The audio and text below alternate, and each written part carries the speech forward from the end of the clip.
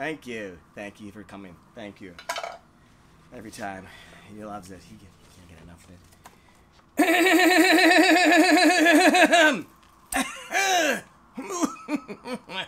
It's nothing serious. Just I was a little bit parched.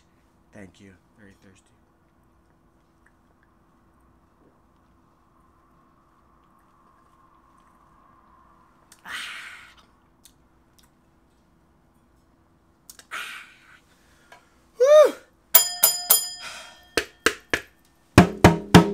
Gus.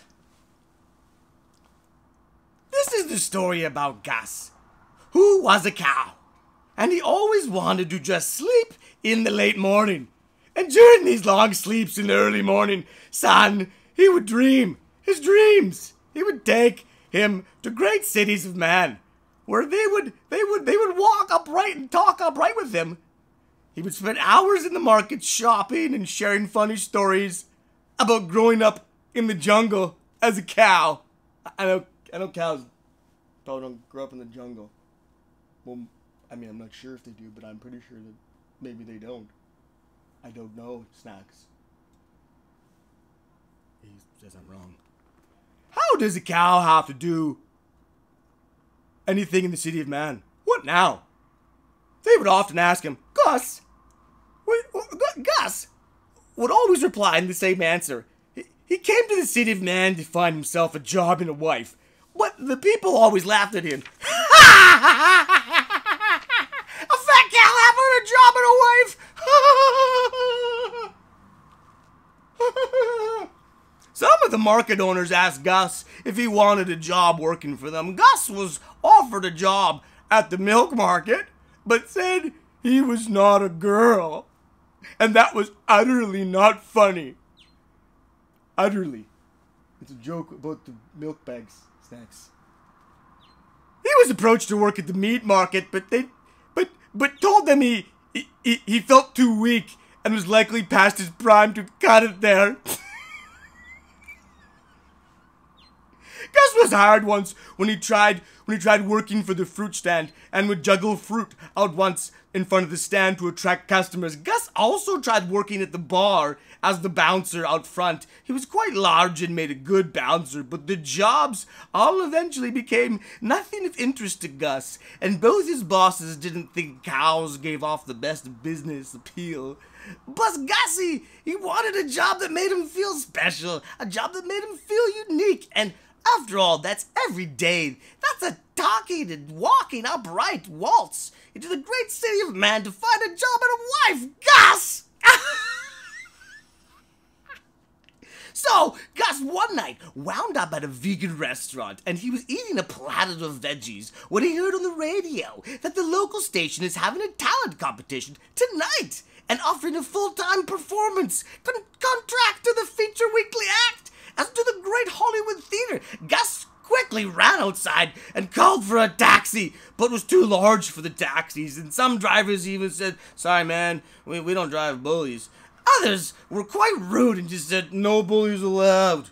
As they sped away, Gus found himself running through the great city of man on his two hind legs, and soon he remembered he could run a lot faster on four legs, so he hunkered down and ran like a cow, more like a slow horse. He ran and ran through the great city. People began screaming and shouting and running in fear. Out of his way! Out of his way! Gus was fat, and he had not run in a long time, and he was huffing and puffing, and the city was so quite dirty and smoggy, so Gus had a little cough.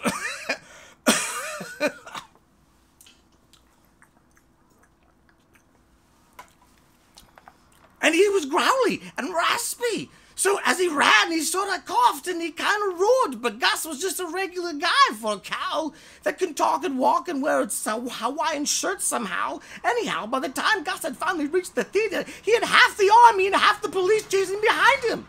But Gus didn't know as he raced into the head-first living live recordings, as Gus couldn't wait to show off his talent as a cow, and by now all the army and all the police had surrounded the whole building. And just as Gus began to be called to the stage, the SWAT team and army were breaking down the front door, smashing through the back rappelling down the roof, and then just as Gus steps to the entire stage microphone and the crowd applauds his entrance, the judge says to Gus, "Hello, and you are Gus? And your talent says here you are a walking and talking cow. Great. Okay.